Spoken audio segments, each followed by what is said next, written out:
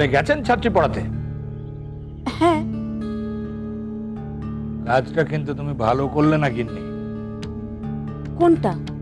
এই যে ছেলেটাকে শুধু শুধু আগুনের দিকে ঠেলে দিলে। ছেলেটাকে চাটুজ্জে গিন্নি কত আশা নিয়ে বলেছে, আর ছেলেটাও ঠেলতে পারেনি। মেয়েটাও তো নাকি খুব খারাপ করেছে পরীক্ষায়।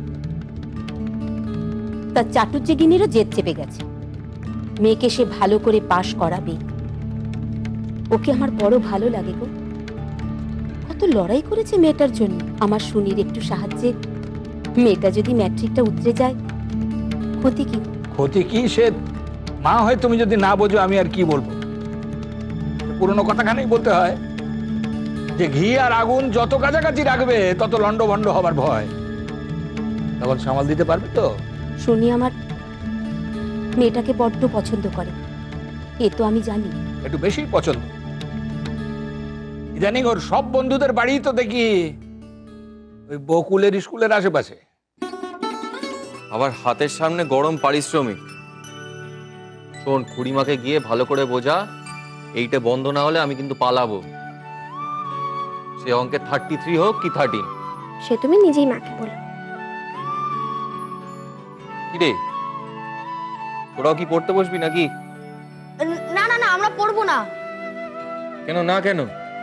যা, চট করে গিয়ে দুজনে বই খাতা নিয়ে চলে আয়, যা। কেন? আমরা কেন পড়তে বসবো?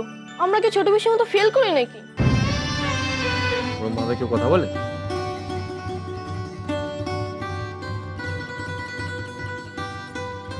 ঠিক আছে, তোরা যদি এখন না পড়িস তাহলে এখন এখান থেকে যা। আমার পড়ানো হয়ে গেলে আমি তোদের সঙ্গে খেলবো।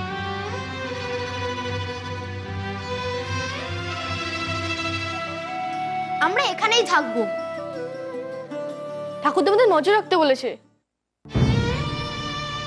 কিসের ওপর? তোমার ওপর। তুমি কোনো বাড়াবাড়ি করছো কিনা দেখতে বলেছে। দেখো, এরপর পাড়ার লোকে টিটকিরি দেবে। কোথায় মুখ লুকোবে? কেন টিটকিরি দেবে?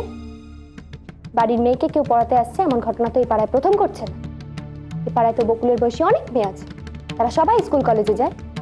ওই তো দত্ত বাড়ির মঞ্জুরি, তাকেও তো বাড়িতে মাস্টার পড়াতে আসে। মঞ্জুরি আর আমাদের বকুল এক হলো?